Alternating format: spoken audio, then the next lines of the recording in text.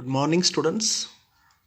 आज हम कविता 4 मन, जिसके कवि है विकास परिहार जी। यह एक आधुनिक कविता है, हाइकू विदा, जापान की कविता जिसे हाइकू कहते हैं। हाइकू यानी जो 5, 7, 5 कुल 17 अक्षरों से बनी हुई कविता, उसे हाइकू कहते हैं। कुल 13 हाइकू है, जिनमें से आज हम 5 हाइकू देखने वाले हैं। तो सबसे पहला हाइकू है, घना अंधेरा चमकता प्रकाश और अधिक। घना अंधेरा चमकता प्रकाश और अधिक। अंधेरा का विरुद्धार्थी शब्द है प्रकाश। जिस तरह शाम ढलते ही निशा अंधेरे से घिर जाती है और अंधकार का अधिराज्य निर्माण होता है, ऐसे वक्त कभी कभी एक हाथ दीप या जुगनू चमक कर अंधेरे को छेद देने की कोशिश करता है। तब वह अंधकार में सामान्य से और भी अधिक चमकता है।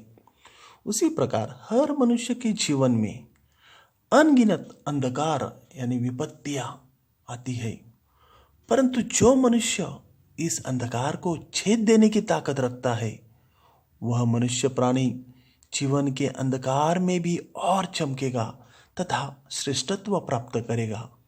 बस उसमें निडरता और हौसला चाहिए। अगला हाइकू है, करते जाओ पाने की मत सोचो जीवन सारा।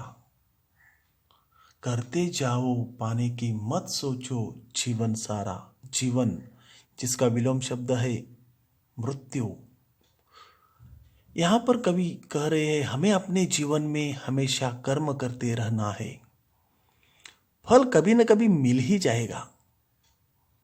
यदि फल के बारे में सोचते रहे तो कर्म और जीवन का आनंद गवा बैठेंगे। तो बस काम करते जाओ, फल तो अपने आप मिल जाएगा। किसी ने सही कहा है, काम करेंगे जग में हम कुछ नाम करेंगे। तीसरा हाइकू है, जीवन नैया मझधार में डोले संभाले कौन। मझधार बीच प्रवाह, नैया नौका। माना कि यह दुनिया असीम समुंदर है, तो हर मनुष्य प्राणी का जीवन उस समुंदर में चल पड़ी नाव है, नैया है।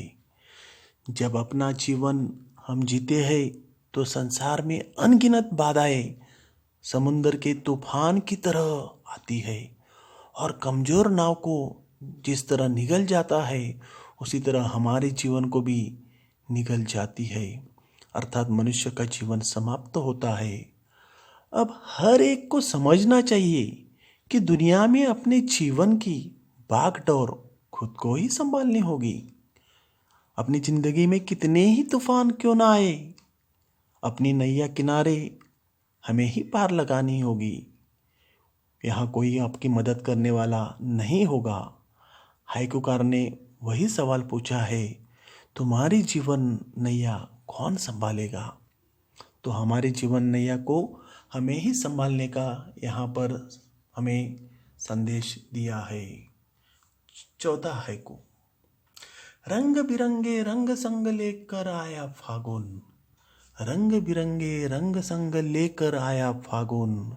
इस हाइकू में प्रकृति के बदलाव का वर्णन कवि विकास परिहार जी ने यहाँ पर किया है। फागुन माह के दिन कुदरत में बिखरे रंगों की ओर निर्देशित किया है। फागुन माह का विशेष महत्व फूलों को लेकर प्रतिपादित किया है।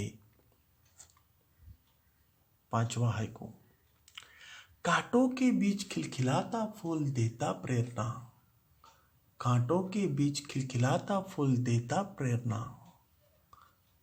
जिस प्रकार गुलाब का फूल कांटों में भी रहकर खिलता है तो अधिक सुंदर तो लगता है, साथ ही अपनी सुगंध चारों ओर फैलाता भी है, उसी तरह को मनुष्य को अपने जीवन में आई बाधाओं को सहजता से स्वीकार कर आगे बढ़ना है। यह इस हाइकू में हमें बताया है।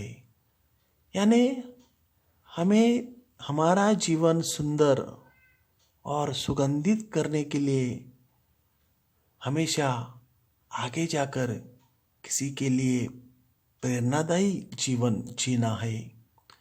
हमें अपनी समस्याओं को पहचानना है और अपने समस्याओं का सामना करना है।